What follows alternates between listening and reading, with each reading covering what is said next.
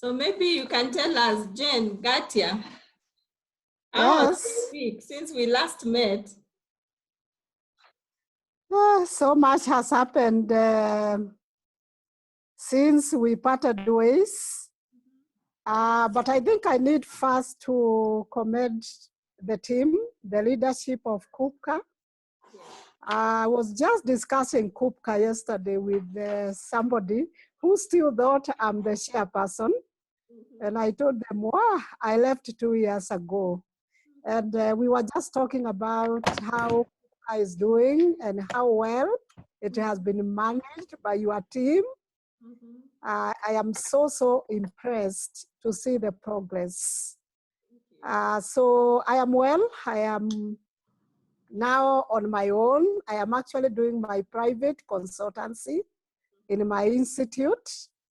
I decided to take an early retirement from JKUAT, but I felt I shouldn't leave the connection with the KUPCA because KUPCA has always been like my baby. And I was telling Lillian the other day, we were side chatting, that I will actually attend one of the KUPCA meetings. And I should carry around the first leaders, the pioneers. We come and just put some warmth and give you the morale. Otherwise, thank you. You are doing very well. Catherine and all of you, you are doing a great job. And I'm very impressed. That's why I'm even joining the meetings. Most welcome. We need to keep together. Thank you. Okay. Susan Boto, how has been your week? How has been your week? Since I'm well. My week has been good. It's been raining a lot in Nakuru. Yeah, but we thank God for the rains, although it's coming with some who are displaced in around Nakuru County. But we are trusting and hoping for the best. Yeah, so still at home, working from home. An interesting experience, especially doing telecounseling with students. Yeah, that has been interesting. But we thank God we are well. So far, so good. Yeah, not complaining. Yes, and Dr. Jane Gatia, good to see you. It's nice to have people like you. And thank you for all the good work that you did in KUPCA before. So God bless. That's me in a nutshell. Has the meeting started now? Okay. Yes. Lillian, Thank you, Catherine. Our chair, you are muted. Talk to us. Unmute. Yes. Am I unmuted now? Yeah, now you're unmuted. Yes. How are you doing? I'm very fine. Very fine. I have had a busy week. The days keep running, and for me, I'm having leave for the first time in many years. At least now I'm feeling like I am resting. I can wake up at 9 and do a few things here and there, and eat lunch, cook what I want. Previously, I take leave, but I'm never on leave. But now I'm feeling like I am actually on leave. So that's the the blessing that has come with COVID-19. Whereas people are crying, me, I'm celebrating that I'm enjoying my leave. But on the other hand, as Susan has said, there's a lot of rain in Nakuru now, and we have a lot of displaced people. I volunteer for Red Cross, so we are doing a lot of work with Red Cross Nakuru chapter. Okay. We're visiting the places that people are displaced, distributing food, training. So occasionally I appear and go with Red Cross to the sites. So I am fine. Thank you. Evelyn Okech, how are you?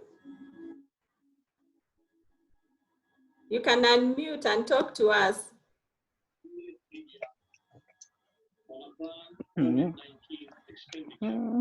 Evelyn, how are you?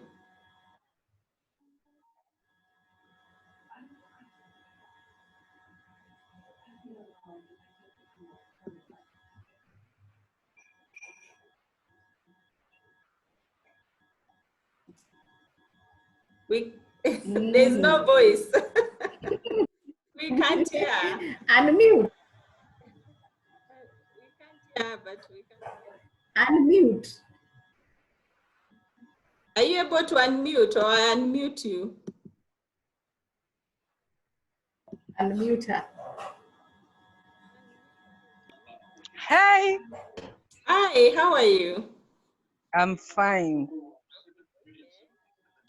I'm really enjoying myself.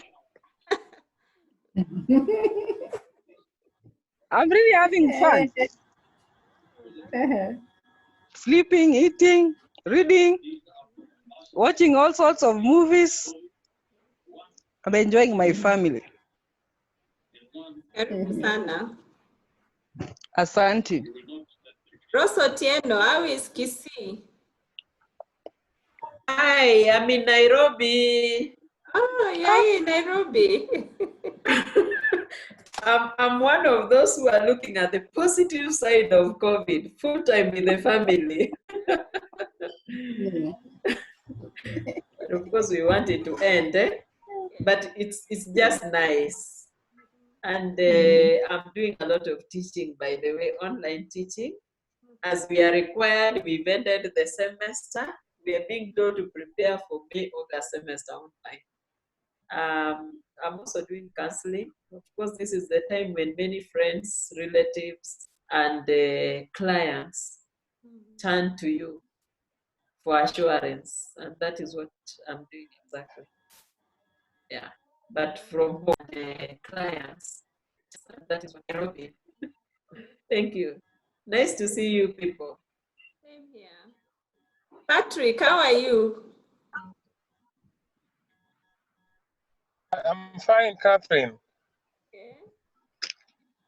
Can you hear me? I can hear you. Yes, I'm doing very well. Yes. We are working from home, but we are already doing orientation for our summer semester Yes. for the new students who are joining us. So we've been busy preparing, and orientation started this week for the graduate students, and next week we are doing orientation for the undergraduates. So we've been busy, and then of course counseling our students who are away and some of our colleagues, and of course just being at home with the family. That's nice. Okay, thank you very much. Nice to hear from those we have been able to hear from. So I would like to welcome our chair. Today we are going to continue with the topic we had last week. Last week we got introduction to psychological first aid, and today we're going to do our second phase of the same. It is in 3 portions. We'll finish it next week. So I will hand over to our chair, Dr. Lillian Nyang'aya, to take us through the second session. Most welcome, Susan. Not Susan, Lillian, sorry. Thank you, Catherine. Hello, Chair. Yes, Jane. Yes, Jane. Oh, you can hear me now? Yes. We can hear you. Yes. Okay. All right, you're most welcome. We will, if we have some time left, we will talk to as we continue to interact. So the chair, the floor is yours. You can share your screen with us if you have some presentation. Just down there, you will see where there's a green arrow of a share screen. You can share your screen with us.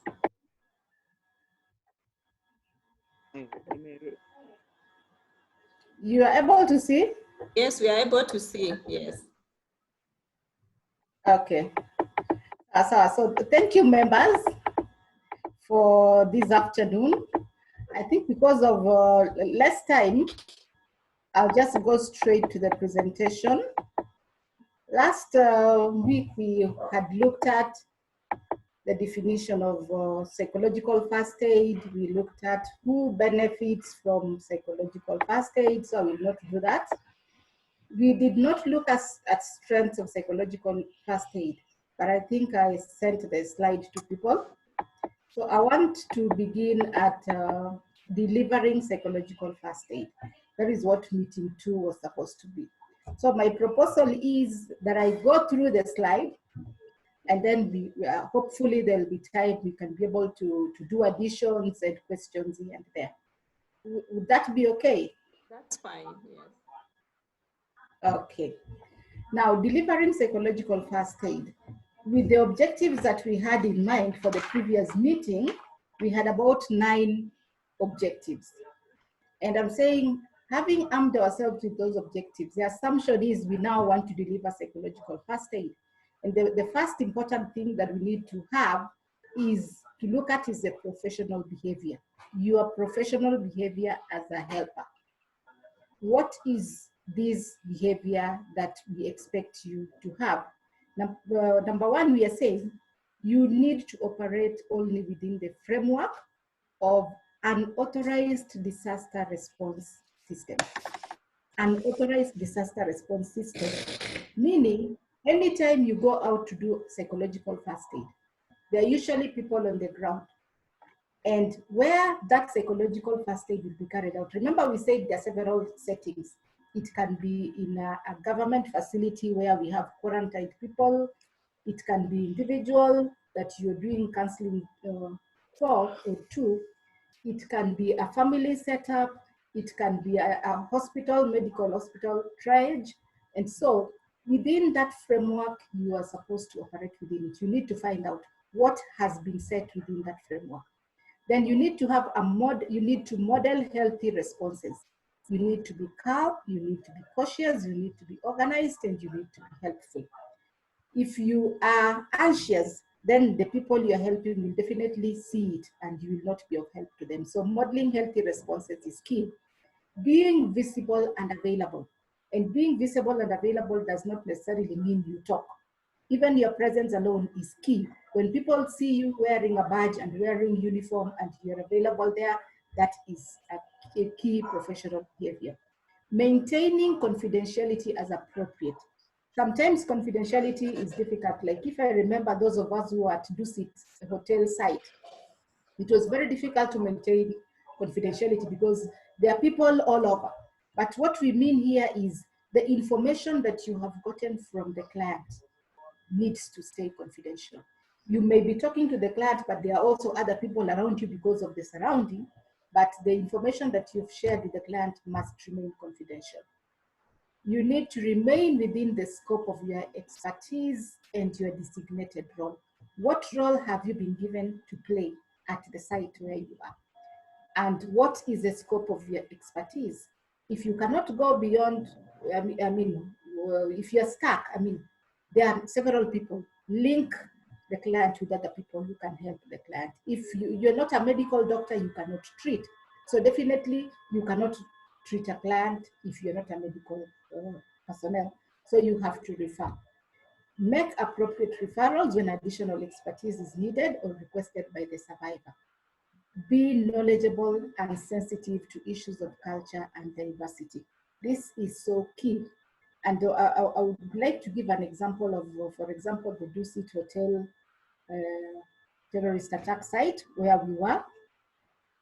I was handling a client, a Luo client who had lost a child. And you know how Luos mourn. So it was important and key for me to be able to understand that card and allow her to mourn the way she was mourning. And she actually mourned and threw herself on the floor and rolled several times, and people were taken aback. But for me, I was able to understand where she was coming from. That is why we are saying it's key to be knowledgeable and sensitive to issues of client, issues of culture and diversity.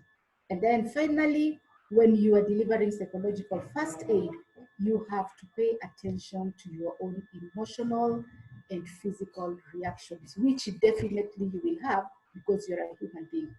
And once you develop these emotional and physical reactions, it is important that you seek practice that you practice self-care. Because if you don't, then you're also going to be secondarily traumatized or vicariously traumatized. So it is key that you experience, you practice self-care. Are we together up to that point? Hello? Yes. Yes, we are together. Yes. Pamoja? Okay. Yeah, we are following. Then still on delivering psychological first aid, we are talking about guidelines. And we are saying when you get to the site, politely observe first, because you do not know what is happening on the ground. Politely observe first, don't intrude. Then ask simple, respectful questions to determine how you may help.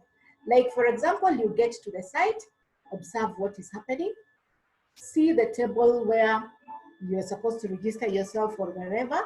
If you get to the client, observe first and ask yourself, is this client ready for talk or not?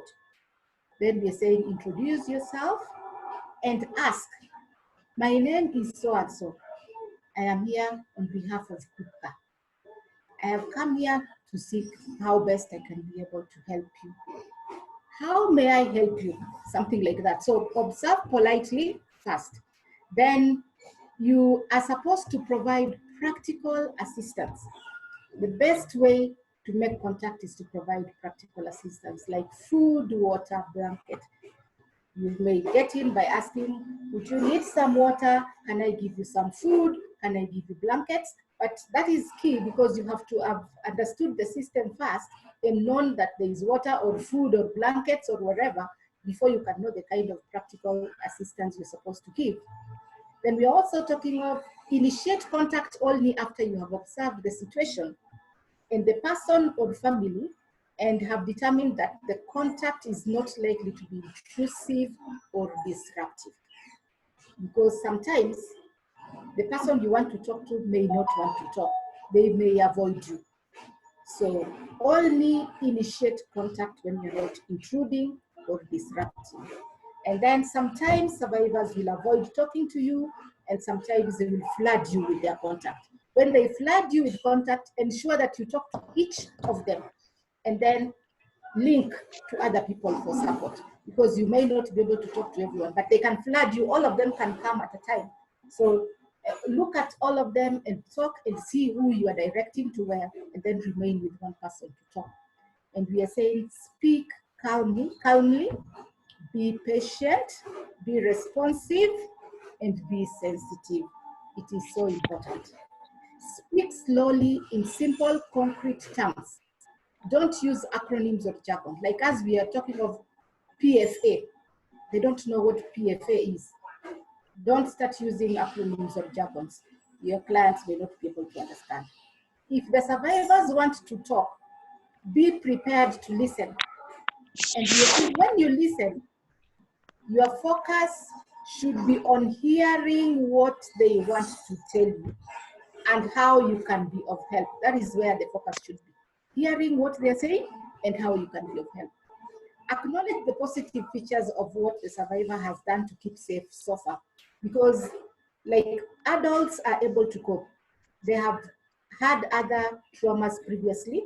And so with this trauma, they may just be able to cope. So you need to acknowledge the positive features that they have and then help them to keep safe. Give information that directly addresses the survivor's immediate goals and clarify answers repeatedly as needed. What does the survivor want? Is it food? Is it contact with family members? Is it medical need? Is it physical support? Is it social connection? So you need to find out what the immediate need is and then support accordingly. Give information that is accurate and age appropriate for your audience. Like, for example, in one site, you may find older people, you may find adolescents, you may find children. So the way you'd give information to a child is different from the way you'd give information to an older person or even to an adolescent. And we are saying, give that information appropriate to the age of the person that you're talking to.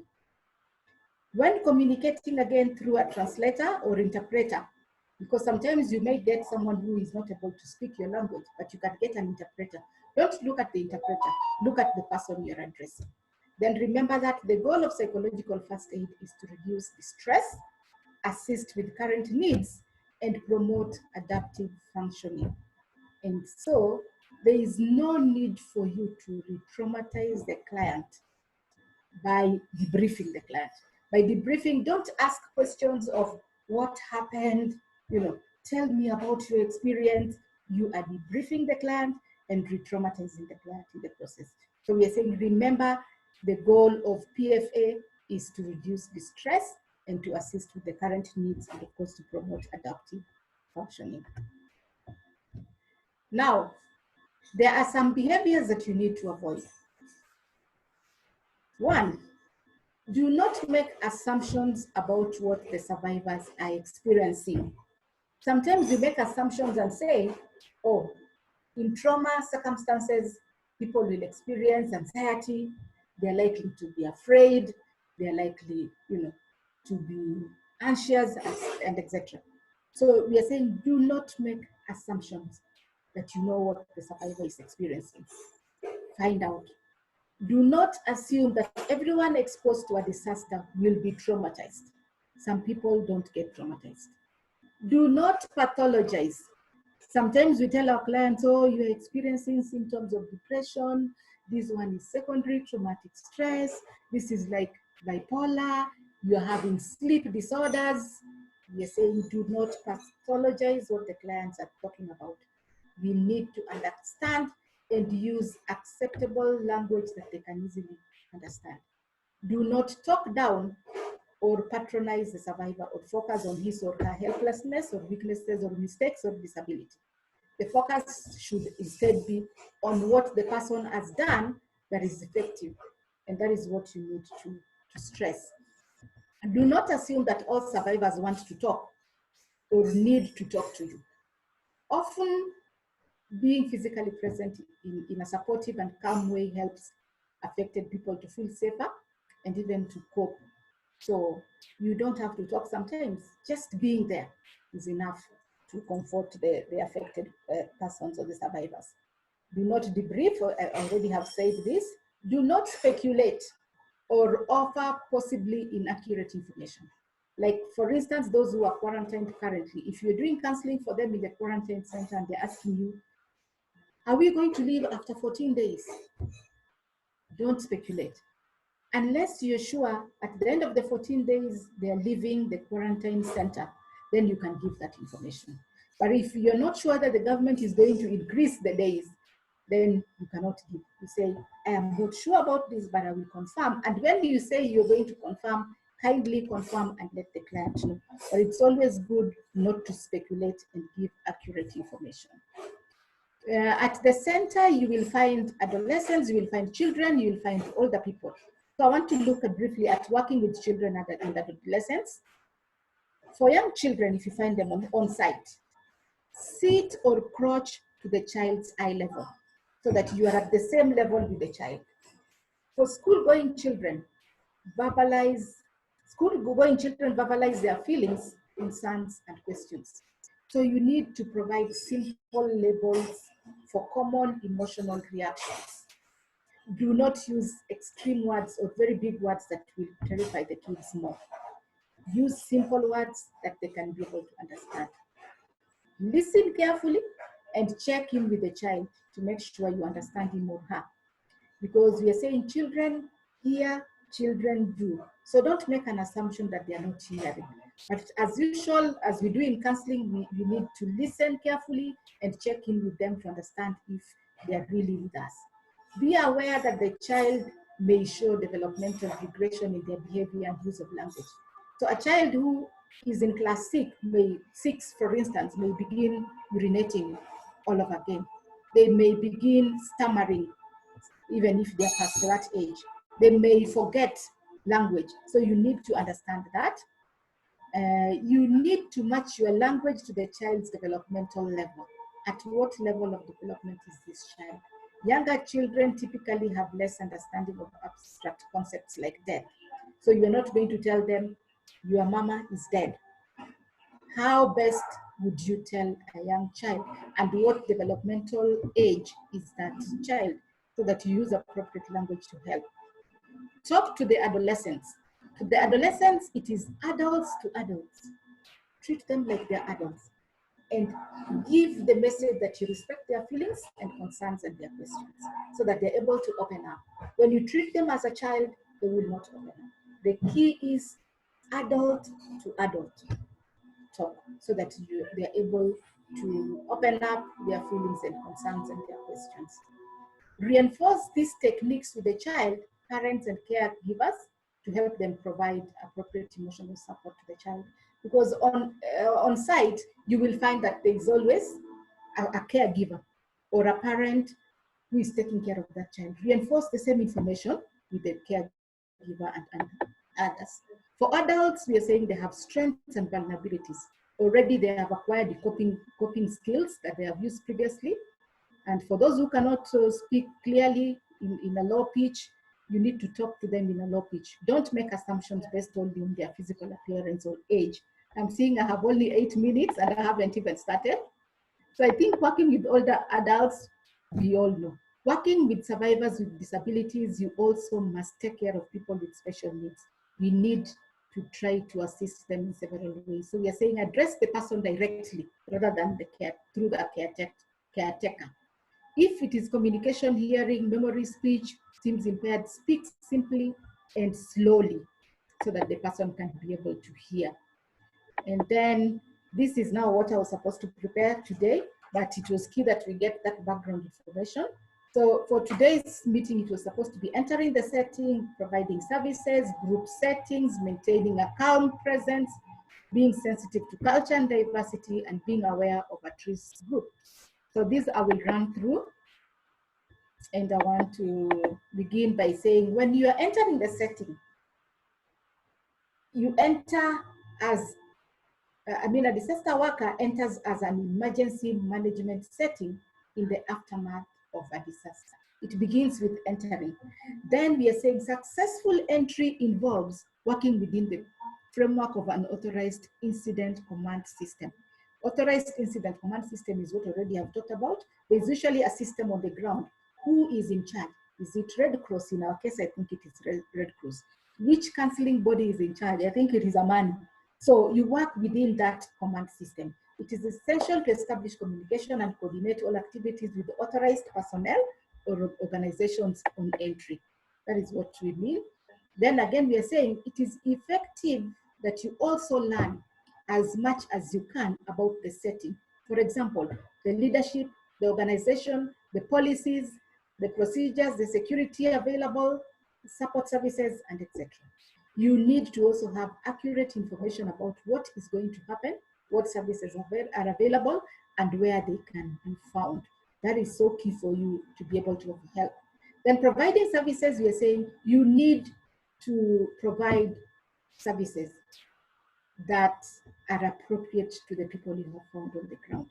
You may circulate around the facility to identify those who might need assistance, or there might already be a designated area that clients are being seen in this area. If there's no designated areas, then you may need to circulate yourself around to be able to identify which client to help. Individuals who may need assistance include those that show signs of acute distress, including those disoriented, those confused, those frantic or agitated, those panicking, those extremely withdrawn, extremely irritable, and exceedingly worried clients. For group settings, we are saying PFA is primarily designed for individuals and families, but you can do group settings, especially when you gather families together to give information. And the components of group is to provide information, support, comfort, and safety. That is key. And then tailor the discussion to the group shared. Sorry, Madam Chair. Yes. Sorry. I have sent another link. So when this disconnects, just log in again with the link I've sent to the KUPCA forum. So I've set up another meeting so that you can finish up. So just continue until it drops, then you sign into the other link. I hope members are with us together. Hello? Tuko pamoja? We are together, but not all of We are us are in the together. CUPCAP conference, Okay. WhatsApp. Where can I So, send the link so to? I'll Those who are not there, I can send the link to your number. You can, if you text it here, you can put it on the chat here. Okay, thank you. So once it's disconnected, I will break and then we can continue. I was Right. trying to rush, but I'm seeing, okay. So our number 3 was group settings. And I'm saying when you have to meet groups, ideally psychological first aid is for individuals and families. But sometimes you find yourself in group settings and you have to use psychological first aid. And I was saying more often than not, when you're using psychological first aid in a group setting, it is you're giving information to family members who have come together to understand and to get to, let me go back to the other slide, family members together for information about loved ones and for security briefings by telling them this is what we expect you as family members, this is what is happening to your person who is here. Probably they have been bereaved or probably someone is sick, so you need to brief them. And we are saying the components of providing information, support, and comfort can be applied to these group settings as well. For groups of children and adolescents, for instance, sometimes it's important to offer distractions that can reduce anxiety and concern after hours and days in a shelter setting. So children and adolescents may not be able to take that long. So you need to find a way of coping with them in a setting, a group setting. That's what we are saying there. And then we are saying when meeting with groups, keep the following in mind. Tailor the discussion to the group's shared needs and concerns. What is this group's shared needs and concern? Because if it is a group, like I'm using, for example, you're in a quarantine center where you have people who have been quarantined. And so you want to talk to them in a group. What is their shared need and concern? Like, for example, now Kenyatta University, you have been hearing their concerns. Unfortunately, their concerns have lapsed into complaints. But that needs not lapse into complaints if you're there providing psychological first aid. You need to discuss and share their needs and concerns. Focus the discussion on problem solving and applying coping strategies to immediate issues.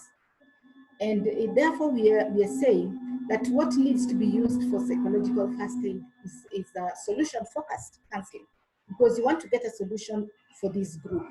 And you want to help them apply coping strategies to their immediate needs. We are not talking about long-term needs.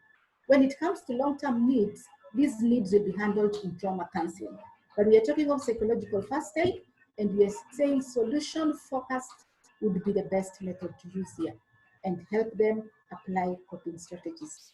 Do not let discussions about concerns lapse into complaints. You may not be able to handle that. And therefore, listen. Where you feel a particular need you may not be able to answer, link immediately and say, this one, I'm going to link you to the security officer. This one, I'm going to link you to the site in charge. This one, I will handle. This one, I will do 1, 2, 3, so that it doesn't lapse into complaints. If an individual needs further support, offer to meet with him or her after the group discussion.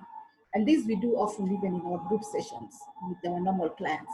You will do a group session, but you'll be able to identify within the group setup anybody who needs help after that. So this person, you will go, you will seclude them and talk with them thereafter. Then our number 4 is maintain a calm presence. Maintaining a calm presence. And here we are saying, people take their cue from how others are reacting. So you as a helper, how are you reacting? Are you anxious? Are you afraid? When someone is crying, are you the one running away? We are saying you need to demonstrate calmness, clear thinking, and you need to help survivors feel that they can really rely on you. If you give a different picture, then they will definitely know they cannot rely on you.